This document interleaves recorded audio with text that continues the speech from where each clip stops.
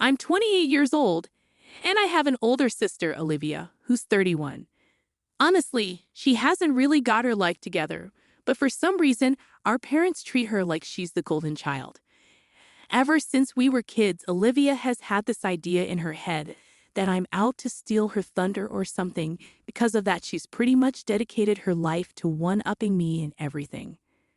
Let me break it down for you. It's not just the typical brother-sister rivalry where you might argue over who gets the last piece of cake or something. This goes way deeper. If I decided to learn something new and cool like archery, the next thing I know, Olivia is strutting around school with her own bow and arrows, telling everyone she's into archery too. And it didn't stop at hobbies. If I ever mentioned in my diary that I liked a guy, bam, she'd be all over him the very next day, flirting like there was no tomorrow. And it wasn't just about boys and hobbies. Even when I decided to eat healthier and exercise more, Olivia would suddenly become all about that healthy life as well, copying my diet and workout routine to a T. It was like whatever I did, she had to do it too. But not in a fun, let's share interests kind of way, more like I've got to do everything you do and be in all your friend groups. So yeah, if I made a new friend, you could bet Olivia would be right there trying to become their best friend too. Here's the thing. Olivia had this habit of copying me to the point where it felt like she was always trying to be better than me at everything I did. This whole copycat game started to really butt me because it felt like I couldn't have anything that was just mine. I tried talking to my parents about how much this bothered me, but they didn't get it. They would just say stuff like, "Oh, sisters copy each other all the time, it's normal," and they made it seem like I was being silly for wanting to keep some of my interests just to myself. But the real problem wasn't about copying, it was about how I felt like I couldn't have my own space to enjoy the things I liked without Olivia turning it into some sort of competition. It wasn't fun for me. I didn't want to be in a constant battle over who could do something better. I just wanted to chill and do my thing. But Olivia always had to make everything into this big deal where she had to outdo me. To make things even more annoying, it seemed like my parents were always cheering for Aya. Even when I was the one who really cared about whatever we were doing, they would never miss any event or thing Olivia was part of, even if it meant taking time off work. But when it was my turn, suddenly their schedules were too packed, and my stuff didn't seem to matter as much to them. It felt like they were always making a bigger fuss over her achievements and kind of just brushing mine aside. All right, let me tell you how Olivia enjoyed being the center of attention all the time. She used every chance she got to rub it in my face, how much our parents seemed to favor her over me. She'd whisper mean things to me when we were near our parents, and if I showed any sign of getting upset, she'd act all innocent, pretending she didn't know why I was bothered. But when we were alone, she'd be even meaner, telling me I should just disappear because nobody would even notice I was gone. Olivia would also tell me to stop being sad about always being in second place to her in everything. But her mean behavior didn't stop with just words. She actually bullied me physically at school a bunch of times. She'd do things like trip me on purpose where everyone could see or hit me, then say it was just a dare from her friends. When my teachers noticed what was happening, they called in my parents to talk about it. They were so serious, they even mentioned suspending me. My parents would tell the school that this was just sibling stuff, and they dealt with it at home. But at home, Olivia would twist the story, making it seem like from the beginning, it seemed like I was the troublemaker and Olivia's reactions were a result of my actions. Olivia had a talent for turning everything upside down, especially when it involved me. Our parents, bless their hearts, seemed to have blinders on whenever Olivia was involved. Even when she did something outrageously mean, they turned a blind eye. If ever they came close to questioning her actions, Olivia could turn on the waterworks like nobody's business. She'd sob and claim that I was fabricating tales out of sheer jealousy. Unfortunately, this defense worked every single time. My friends, who were true troopers through all of this, began calling Olivia out on her nasty behavior towards me. This seemed to be the cue for Olivia to kick things up a notch. She started concocting elaborate stories, complete with self-inflicted bruises or strategically placed bandages. Olivia then went around telling everyone that these were the results of my supposed attacks on her. Trying to defend myself against Olivia's web of lies felt like trying to climb a mountain with no gear. She was relentless, weaving her tales to anyone who listened, anyone I'd never spoken to, laughed with, or dared to develop a crush on. Her aim was to make them see me through her twisted lens. The result? My high school experience was less about learning and growing and more about surviving Olivia's campaign of terror. Just when I thought it couldn't get worse, it did. After Olivia finished high school and took a gap year due to low grades for college admission, I was ready to start my own college journey. Through hard work and maybe a sprinkle of luck, I landed enough scholarships to cover my tuition. I was proud, relieved even. But then the bombshell dropped in a casual conversation. My parents let slip that they had been saving up for both our college funds. Since I didn't need my share, they decided to funnel everything, including the money earmarked for me, into Olivia's bottomless pit of needs. There was the harsh truth laid bare. My efforts to be independent and financially responsible had inadvertently given my parents the green light to use resources meant for me to further indulge Olivia. It was a revelation that stung more than I cared to admit, a stark reminder of the imbalance that had colored our sibling rivalry and my parents' favoritism from the start. When my parents laid out the red carpet for Olivia, telling her she could pick any major she fancied, it felt like a slap in the face. But the real kicker came when I discovered that my parents were planning to allocate all the college savings, including the stash intended for me, to Olivia. I was furious. I tried reasoning with them, suggesting that we keep my college fund separate for potential future needs like starting a business or even for my wedding. However, the conversation didn't go as planned. They hit me with the "it's our money and we'll spend it how we like" speech, insisting that Olivia needed it more than I did. Despite my attempts to argue, they weren't receptive and told me it was time to learn to fend for myself. That night, I cried myself to sleep, feeling like no matter what I did, Olivia would always be the golden child, and I remain a mere family footnote. As college move-in approached, I packed up my life, making sure I took everything to avoid any reason to return home. Predictably, my parents didn't lift a finger to help me move. Their absence had become more expected than shocking by then. During those low moments, feeling like I was on my own, I crossed paths with Adam at one of the college's welcome events. He was like a ray of sunshine piercing through the clouds of my gloomy world. His kindness and easygoing smile were genuinely uplifting. Meeting Adam felt like turning a new leaf, leaving behind the stifling air of my family drama for something, or rather, someone, incredibly uplifting. As time went on, Adam became an amazing friend, always there for me like a rock. He listened without making me feel bad, providing comfort when everything felt overwhelming. Around Christmas, when my parents were hosting a big party and wanted me to come home, the idea of dealing with the drama alone was unappealing. So I decided to bring Adam along, thinking it would be the perfect time for my family to meet him.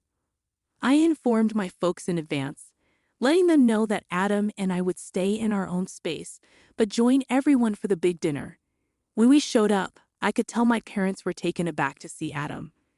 Their old-school views led to snap judgments based on appearances. But I was prepared. I had filled Adam in on my family, and he charmed everyone with his usual charisma, even catching my mom off guard with a bouquet of flowers. That night, Adam became the star of the show, dropping clever jokes and being his awesome self. He won everyone over with his friendliness, making a sweet speech thanking my parents for letting him join our family gathering. It was cool to see my cousins jokingly ask if he had any brothers, and I was genuinely glad to witness everyone taking to my boyfriend so well. However, I couldn't help but notice Olivia looking extremely annoyed, brewing in her own anger.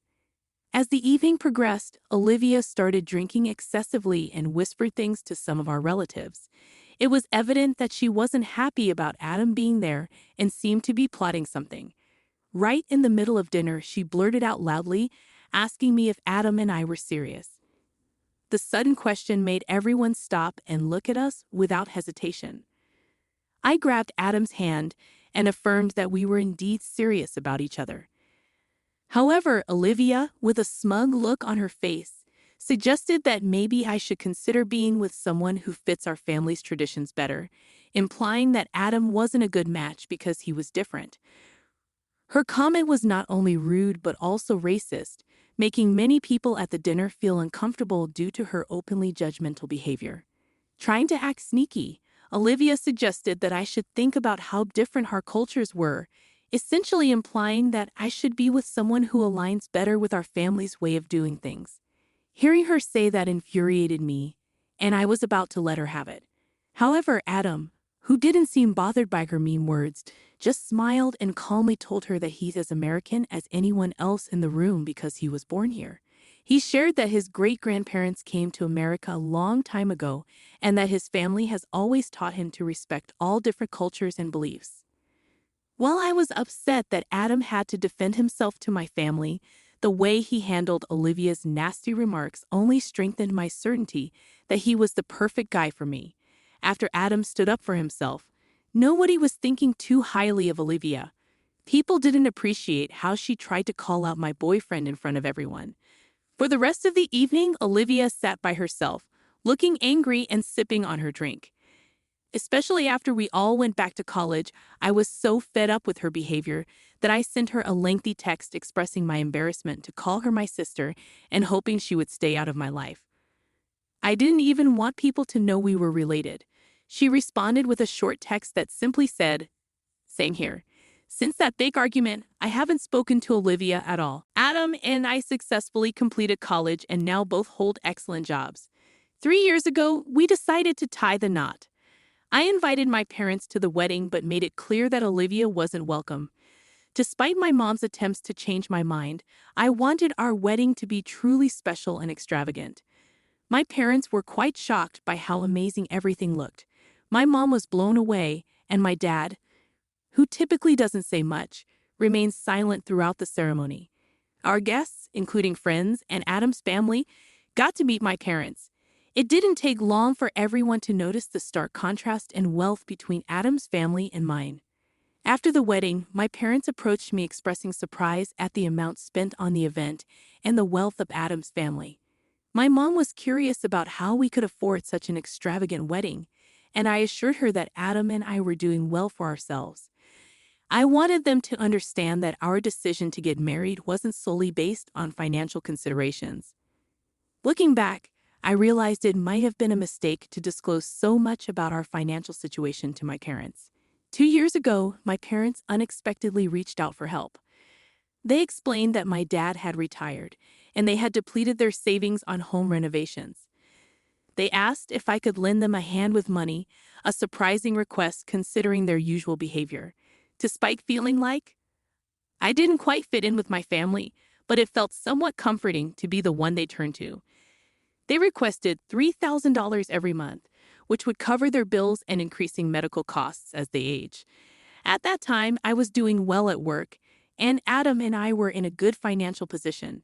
Without much hesitation, I agreed, considering it my duty to assist my parents in their time of need. When Adam learned about the substantial monthly contribution, he was taken aback. He pointed out that $3,000 was a significant amount for them to request. Despite the financial strain, Adam and I were determined to help my parents, making the monthly transfers a routine. I never delved into the specifics of how they were using the funds. During this period, I started feeling like there was an improvement in my relationship with my parents. Although I wasn't certain whether their niceness was genuine or just a reaction to the financial support they were receiving, it seemed like we were genuinely connecting. I entertained the idea of letting go of our challenging past and beginning anew, hoping for a happier future together. However, 2 weeks ago, my phone exploded with calls from them right in the middle of an incredibly busy workday. Aware of my packed schedule, the numerous missed calls raised concerns, making me rush to call them back. My dad was on the other end, requesting me to visit their place urgently for an important conversation. Despite feeling worn out after a long day at work, I agreed, curious about the nature of their request. That evening, I showed up at their doorstep feeling a mix of fatigue and curiosity. They both appeared nervous, escalating my worry. When I inquired about their well-being, They began the conversation by expressing gratitude for the financial support I had been providing. Bewildered, I sat there as my mom disclosed some unexpected news. She revealed that my sister Olivia, whom I didn't even know was married, was attempting to start a family. Olivia had been struggling with infertility for a considerable period, and her journey had been challenging. After facing a miscarriage, Olivia was now exploring IVF, a costly medical procedure. They needed $25,000 to cover the expenses, and then they looked at me, expecting something. They conveyed that being Olivia's sister, it was my responsibility to contribute and support her. They emphasized the idea of family standing together in times of need. Listening to their request, I was completely taken aback. The notion that I should provide such a substantial amount for Olivia, especially considering our turbulent relationship, was mind-boggling. I reminded them of the strained dynamic between Olivia and me, emphasizing the difficulties she had caused during our upbringing. The idea of contributing such a significant sum just didn't make sense to me. My parents didn't appreciate my response. They argued that as Olivia's sister, it was somehow my duty to help her conceive a child. They even suggested that since I didn't have children of my own, the least I could do was assist in bringing a grandchild into the family to foster reconciliation. I expressed my sympathy for Olivia's struggles, but made it clear that I wouldn't simply hand over money as a gift. I offered to lend her the $25,000, but insisted on a legal contract outlining the terms of repayment. This suggestion angered my parents, who yelled at me, deeming it rude to consider making Olivia sign a contract when I had ample money at my disposal. According to my mom, I was being selfish, and Olivia needed the money more than I did. Frustrated by their accusations, I asserted that I had worked hard for my money, had my own life and bills to attend to, and couldn't give away a substantial portion of my savings to someone who had mistreated me and with whom I hadn't communicated in ages. I made it clear that if they weren't okay with my conditions, they shouldn't expect further financial support from me. After my firm statement, my parents began yelling, claiming that my attitude was precisely why they had an issue with me, accusing me of always acting too proud and believing I was better than everyone else. Their sudden change in demeanor shocked me, considering their earlier pleas for money. Despite their attempt to make me feel guilty, I remained steadfast in my decision. However, suspicion crept in, prompting me to investigate the money I had been sending them. I excused myself to go to the bathroom, but instead quickly went to my parents' bedroom and found my dad's phone charging on the nightstand. Unable to ignore the bad feeling in my gut, I decided to look at his phone. What I discovered left me utterly shocked. Messages revealing that my dad had been sending $1,800 every month to my sister for the past 2 years. It felt like a massive betrayal, and the real issue was not just about the money. It was the fact that they had deceived and manipulated my feelings for 2 whole years. Overwhelmed by the revelation, I went back to confront my parents, not bothering to hide the hurt caused by their betrayal. I asked them directly what they had been doing with the $3,000 I sent them every month. Caught off guard, they stumbled over their words, attempting to figure out what to say. Unable to wait for an explanation, I confronted them about sending $1,800 every month to my sister. Their faces went pale, and after a few seconds of silence, they admitted to diverting a significant portion of the money I sent Olivia. Their excuse was that she genuinely needed the money, and as her parents, they couldn't bear to see her struggle. Hearing this excuse infuriated me, and I questioned them about their disregard for my well-being. I asked them if they didn't think it was wrong to lie and take my money for 2 years. Their defense was based on Olivia's financial struggles, emphasizing that my sister and her husband didn't earn much. They tried to justify their actions by claiming that given my lavish wedding and well-paying job, they believed taking money from me wouldn't significantly impact me. They even mentioned that it was initially Olivia's idea, but they went along with it, thinking they were doing the best for their kids. However, this only intensified my feelings of anger and disappointment. At that point, I had reached my limit. I declared that I wouldn't provide them with any more financial support and that I was done backing them financially. My parents responded with desperation and anger, insisting that I couldn't just stop helping the family when they needed me. I laughed off their pleas and left their house, experiencing a mix of emotions, including anger, sadness, and a sense of relief. Now, as I write this, my parents persistently call and beg me to reconsider, assuring me they won't take any more money if I don't completely cut them off. Despite their attempts to guilt-trip me, I stand firm in my decision. Update 1. I am incredibly grateful for the supportive messages I've received. The guilt from my family has weighed on me, but having someone as amazing as Adam in my life means a lot.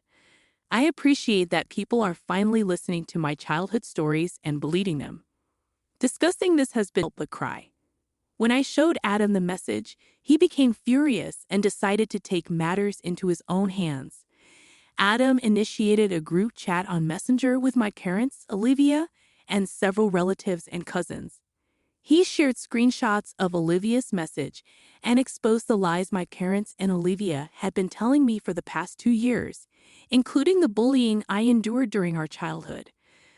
The revelations sparked an intense response from our relatives, who were shocked by my current actions and appalled by Olivia's deceitfulness.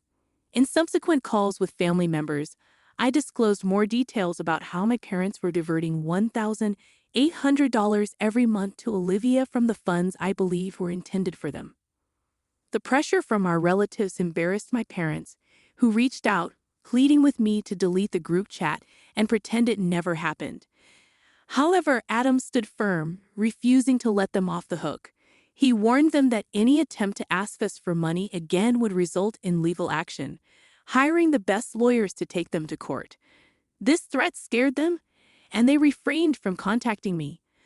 Other family members informed me that my parents were deeply ashamed, especially after addressing Olivia's actions. Despite their apologies and newfound awareness, I decided to keep them out of my life, focusing on happiness with Adam, away from the drama. Update 3. I want to express my gratitude for the incredible support you've all provided. The overwhelming encouragement has been amazing, prompting Adam and me to consider seeking therapy to navigate the challenging emotions surrounding my decision to cut ties with my parents and the betrayal by my family. The silence from my parents and Olivia following Adam's stern warning assures me that they are too scared to reach out. Moving forward, I aim to prioritize self-care and concentrate on the positive aspects of my life, particularly my time with Adam. While challenges may arise, I remain hopeful that with the right support, things will improve. I hope this will be the final update on this matter.